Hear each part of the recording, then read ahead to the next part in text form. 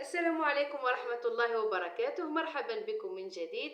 اليوم يا البنات جبت لكم وصفة رائعة، قمة قوة، أي صفة مليحة تحبوا تسميوها سميوها. هذه أقوى وصفة لتبييض الأسنان. بعد ما شفت وتفرجت على كل الفيديوهات اللي كاين في اليوتيوب على تبييض الأسنان، لكن حاولت أني نجمع كامل بيناتهم، وهذه جربتها ولقيت نتيجة فعالة. تبعوا معايا. انا هنا راح ندير المقادير يعني اون دوبل. نتوما حبوا ديروا في فرد المقدار معليش. عندي هنا في اناء يكون زجاجي، نفرغ هنا بيكربونات. هذه كل المكونات امنه وصحيه، ما تخافيش حتى من حاجه. انا فرغت من قبل دركا ساشي. نزيد الدوزيام بيكربونات، انا نستعمل هذا الماركه. اوكي، نزيد خميره كيميائيه للجاتو. ندير الكيس الاول ونزيد الكيس الثاني.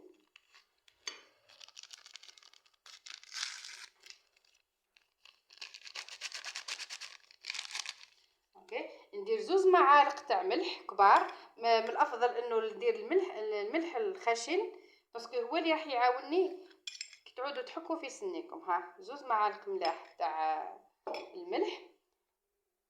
عندنا اي دونديفريس عندك متوفر لك في الدار، انا عندي هذا. ندير شويه هكا دونديفريس. اوكي، كميه غير هكا، مقادير باش نحط تكون مضبوطه جدا. عندنا القارص، نعصر حبه قارص. لاحظوا التفاعل كيفاش يكون بين الخميره وبين القارص. حتى الحبات هذوك معليش، باسكو انا راح غير نغسل فمي.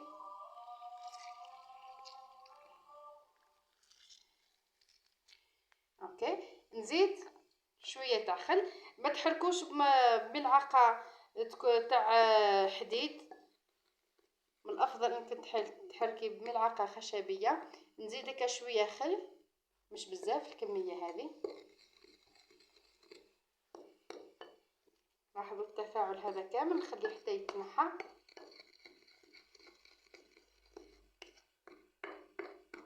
حرك مليح باش تتنحى هذيك الرغوه ونتحصل على خليط متجانس.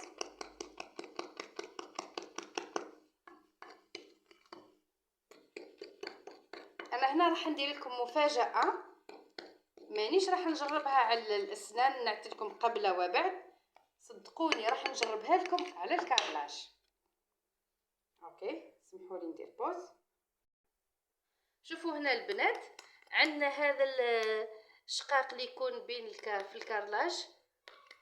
شوف، نهز ملعقه نحطها هنا. شوفوا التفاعل كيفاه راح يكون. اوكي، نحاول ندلك.